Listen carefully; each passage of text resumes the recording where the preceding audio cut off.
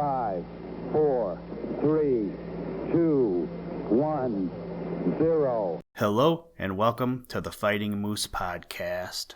I'm your host and narrator, Jason Hendrickson. This is a podcast where I retell stories, some fictional and some historical, that can be enjoyed by people of all ages.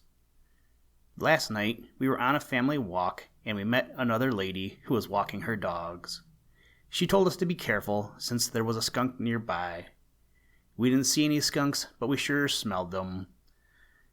Then this morning, as I was walking out to my car, I saw Jimmy Skunk waddling through my backyard. I mean, if that's not a sign that we should read about Jimmy, I don't know what is. Today, we are going to read the story, An Independent Family, from the book, The Burgess Animal Book for Children, written by, you guessed it, our old friend, Thornton W. Burgess. I think it was last episode I said it, but I seem to look at the animal world a little bit different now after reading all these stories from Mr. Burgess. The animals are now personified and have names. I don't know about you, but that makes me feel a little bit closer to our animal friends. Now, let's turn to today's story. I hope you enjoy. Let's begin. Liftoff. We have a liftoff.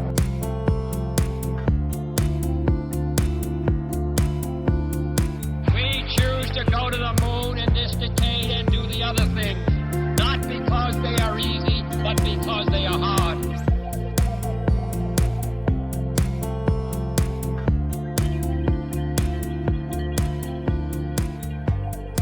An independent family.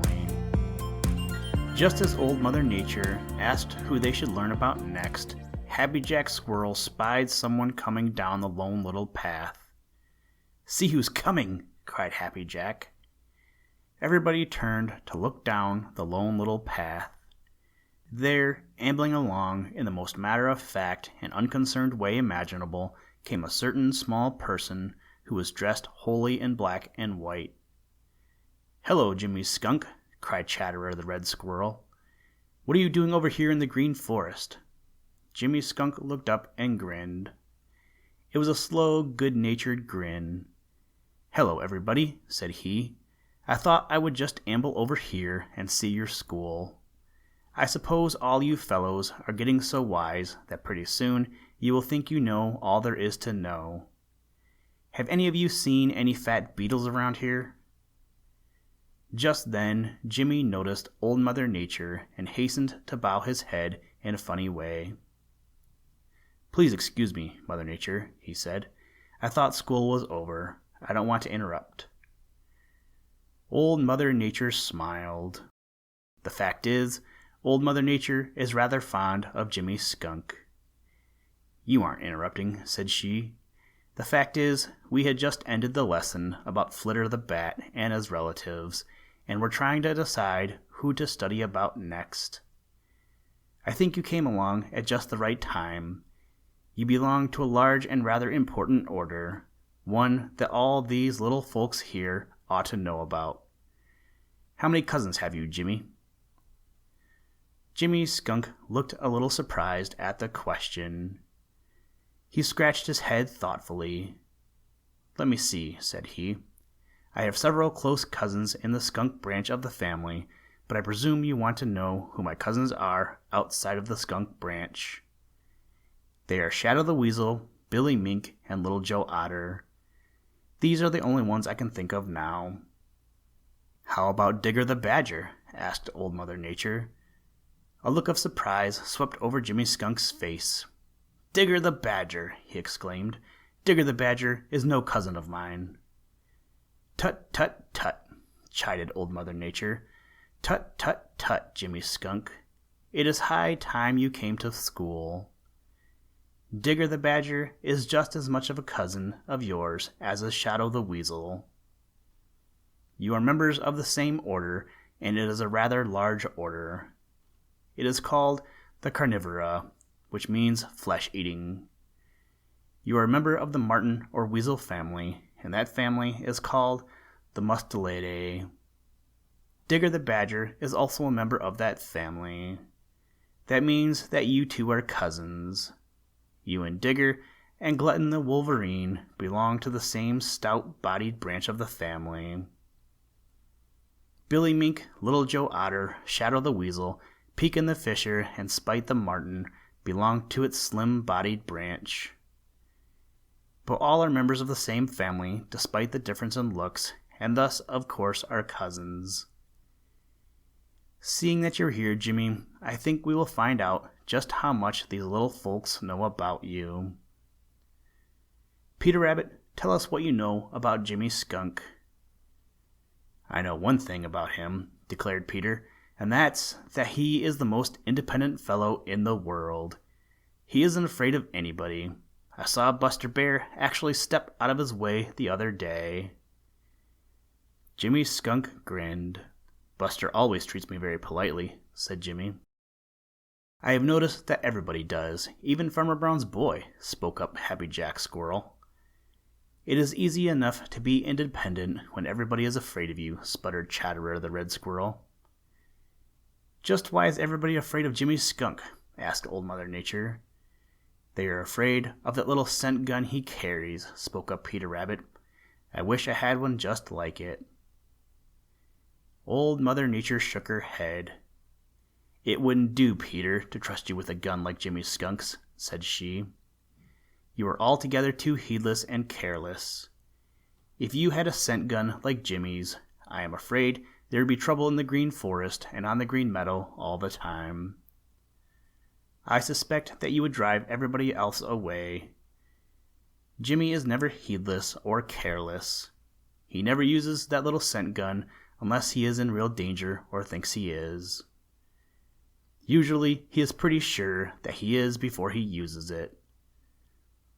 I'll venture to say that not one of you has seen Jimmy use that little scent gun. Peter looked at Jumper the Hare. Jumper looked at Chatterer. Chatterer looked at Happy Jack. Happy Jack looked at Danny Meadow Mouse. Danny looked at Striped Chipmunk. Stripe looked at Johnny Chuck. Johnny looked at Whitefoot the Wood Mouse. Then all looked at Old Mother Nature and shook their heads. I thought as much, said she. Jimmy is wonderfully well armed, but for defense only. He never makes the mistake of misusing that little scent gun. But everybody knows he has it, so nobody interferes with him. Now, Peter, what more do you know about Jimmy? He's lazy, replied Peter. I'm not lazy, retorted Jimmy Skunk. I'm no more lazy than you are. You call me lazy just because I don't hurry. I don't have to hurry, and I never can see any good in hurrying when one doesn't have to. That will do, interposed Old Mother Nature. Go on, Peter, with what you know about Jimmy. He is good-natured, said Peter, and grinned at Jimmy. Jimmy grinned back. Thank you, Peter, said he.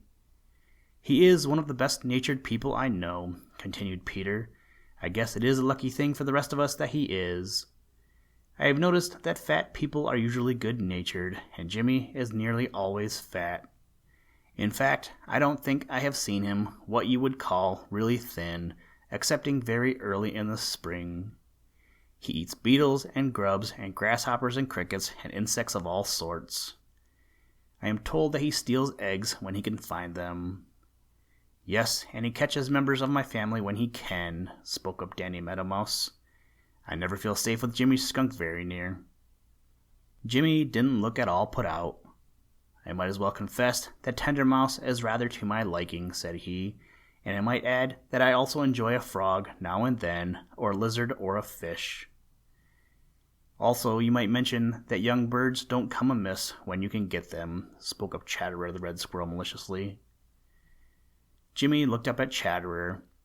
That's a case of the pot calling the kettle black, said he, and Chatterer made a face at him. But Chatterer said nothing more, for he knew that all the others knew that what Jimmy said was true. Chatterer had robbed many a nest of young birds. Is that all you know about Jimmy? Asked Old Mother Nature of Peter. I guess it is, replied Peter, excepting that he lives in a hole in the ground, and I seldom see him out in the winter. I rather think he sleeps all winter, the same as Johnny Chuck does. "You've got another thing coming, Peter," said Jimmy. "I sleep a lot during the winter, but I don't go into winter quarters until well after snow comes, and I don't sleep the way Johnny Chuck does. Sometimes I go out in winter and hunt around a little." "Do you dig your house?" asked Old Mother Nature. Jimmy shook his head. "Not when I can help myself," said he. "It is too much work.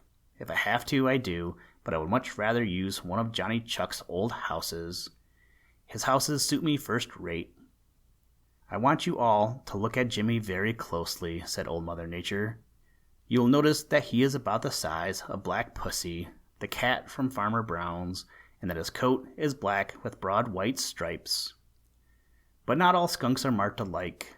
I dare say that no two of Jimmy's children would be exactly alike. I suspect that one or more might be all black, with perhaps a little bit of white on the tail. Notice that Jimmy's front feet have long, sharp claws. He uses these to dig out grubs and insects in the ground and for pulling over sticks and stones in his search for beetles. Also notice that he places his feet on the ground very much as does Buster Bear. That big bushy tail of his is for the purpose of warning folks. Jimmy never shoots that little scent gun without first giving warning. When that tail of his begins to go up in the air, wise people, watch out. A lot of people make the mistake of thinking that Jimmy Skunk and his family do a great deal of harm. The truth is, they do a great deal of good to man. Once in a while, they will make the mistake of stealing chickens or eggs, but it is only once in a while. They make up for all they take in this way by the pests they destroy. Jimmy and Mrs. Skunk have a large family each year, usually from 6 to 10. Mrs. Skunk usually is living by herself when the babies are born, but when they are big enough to walk, their father rejoins the family, and you may see them almost any pleasant evening starting out together to hunt for grasshoppers, beetles, and other things. Often, the whole family remains together the whole winter, not breaking up until spring. Jimmy is one of the neatest of all my little people and takes the best of care of his handsome coat. He isn't afraid of water and can swim if it is necessary. He does most of his hunting at night, sleeping during the day.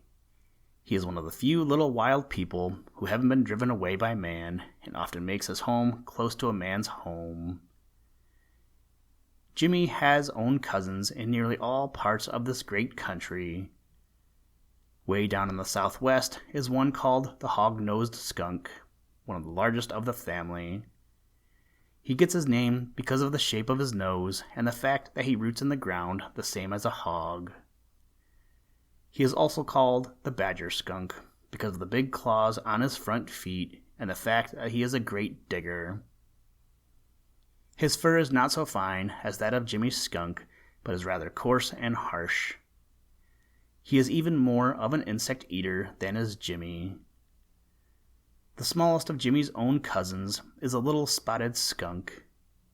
He is only about half as big as Jimmy, and his coat, instead of being striped with white like Jimmy's, is covered with irregular white lines and spots, making it appear very handsome.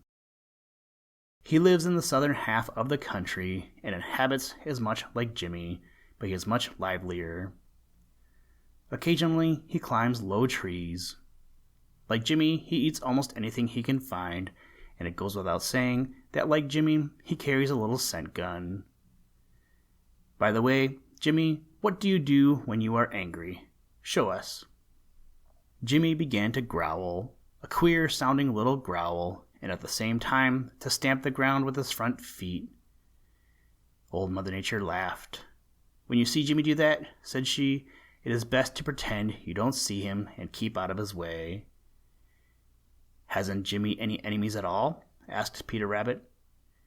"That depends on how hungry some folks get," replied Old Mother Nature. "Hooty the Owl doesn't seem to mind Jimmy's little scent gun, but this is the only one I can think of who doesn't. Some of the bigger animals might take him if they were starving, but even then, I think they would think twice. Who knows where Digger the Badger is living? I do. replied Peter Rabbit. "He is living out in the green meadows over near the old pasture." "All right, Peter," replied Old Mother Nature. "Suppose you run over and pay him a visit, and tomorrow morning you can tell us about it." Listen, Tranquility Base here. The Eagle has landed. That's one small step for man, one giant leap for mankind.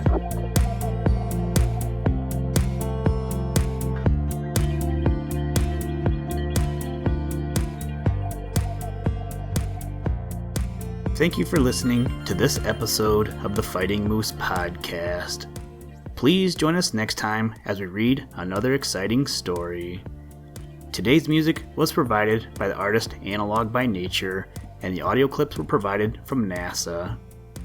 For more information to download and or listen to audio or materials from all our recordings, or to contact us, please visit www.thefightingmoose.com, or you can follow the links in the show notes. If you enjoy the podcast, please leave us a review wherever you get your podcast or on iTunes, and tell a friend. Thank you for your patronage, and as always, try and do a random act of kindness every day. Mission complete, Houston. After serving the world for over 30 years, the space shuttle's earned its place in history and it's come to a final stop.